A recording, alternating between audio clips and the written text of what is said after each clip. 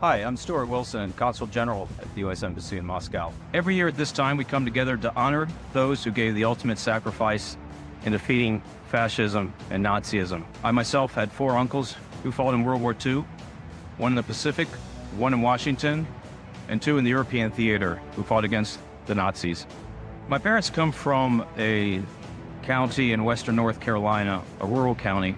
World War II had a great impact on this county. The population at the time in 1940 was just 17,000 people, mostly farms. And you can imagine how difficult that was when the men were called up to fight. These were the men who would be working the farms otherwise. They answered the call. My mother's brother, who was Richard Peterson, signed up actually into the Army in 1940 before we'd even declared war, and he served in the Signal Corps. Second uncle, my dad's brother, Charles Edward Wilson, he was a bomber at B-29, and he did 39 missions over Japan during the war. My 2 other uncles served in the European theater to fight the Nazis. My uncle C.W. Robertson Jr., we called him Uncle Jr., he was part of the Normandy invasion in June 1944. He fought at the Battle of Saint-Lô in July of that year, joined Patton in his 3rd Army. It was wounded by shrapnel from an exploding shell outside the town of Nancy in France in September 1944, which ended the war for him, but fortunately he survived. 4th uncle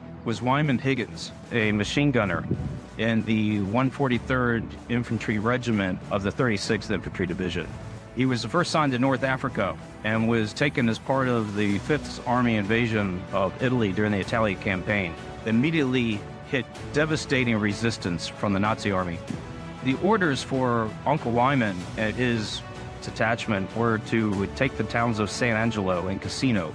High above Cassino was Monte Cassino, the famous ancient abbey. On a cold night in January, my uncle and 22 other men were ordered to cross that river, and as they tried to cross the river, there was immediate shelling and gunfire.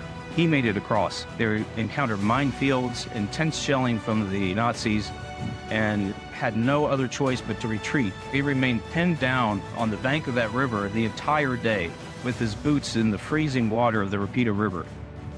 When nightfall came, he picked up a colleague who had been wounded as well, carried him to a pontoon bridge, which is a considerable distance away.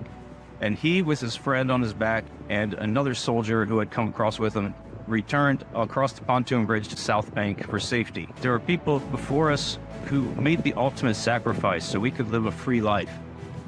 They were not afraid to take up the battle against the Nazis, and because of that, we owe a great debt in our gratitude.